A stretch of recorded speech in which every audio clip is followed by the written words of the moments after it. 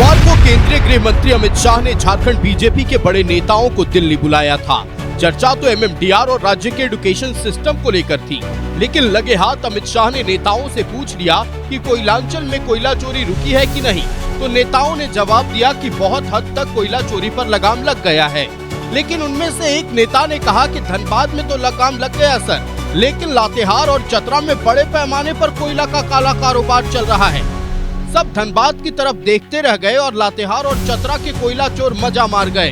करीब 500 ट्रक अवैध कोयला हर रोज लातेहार और चतरा से निकल रहा है और मंडियों में जा रहा है। इधर बैठक में बैठे एक और नेता ने अमित शाह से कह दिया कि संताल भी पीछे नहीं है सर, दुमका में भी कोयला का अवैध कारोबार धड़ल्ले से चल रहा है। फिर क्या था, आप तो गृह मंत्री अमित शाह के काम करने का स्टाइल जानते ही हैं। अमित शाह की वक्र दृष्टि लातेहार, चतरा और दुमका पर पड़ गई।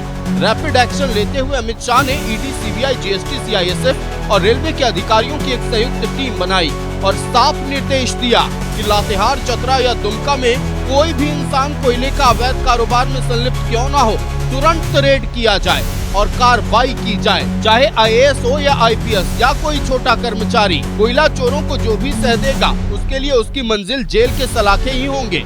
और चाहे जितने भी संपत्ति कोयला के अवैध कारोबार के जरिए अर्जित की गई है, उसका वही हश्र होगा जो अभी कुछ दिन पहले धनबाद के कोयला कारोबारियों का हुआ था।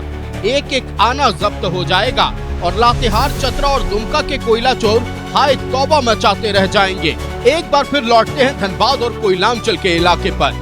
सिंदरी समेत कई रेक पॉइंट पर खूब अवैध कोयले का भंडारण किया गया है।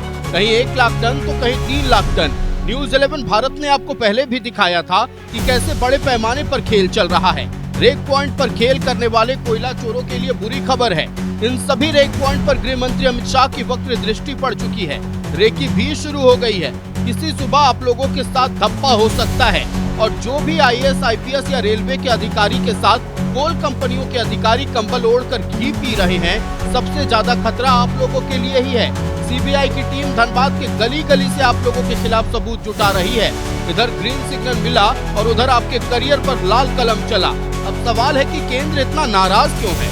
तो समझिए, बीसीसीएल जो कि सबसे बड़ी कोल कंपनियों में एक है, वो सोना का कटोरा लेकर भीख मांग रही है। हालत इतनी खराब है कि अपने कर्मचारियों को भी वेतन देने के लिए पैसा नहीं है।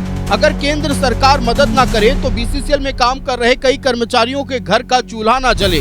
तो सवाल है कि इतना संसाधन होने के बाद भी ये स्थिति क्यों है? तो इसका जवाब है कोयला का अवैध कारोबार और उससे जुड़े सफेद पोश लोग। इसीलिए इस बार अमित शाह ने परेशानी की जड़ पर प्रहार किया है। बहुत जल्द खुद को होशियार समझने वाले अधिकारियों की सारी होशियारी हवा होने वाली है।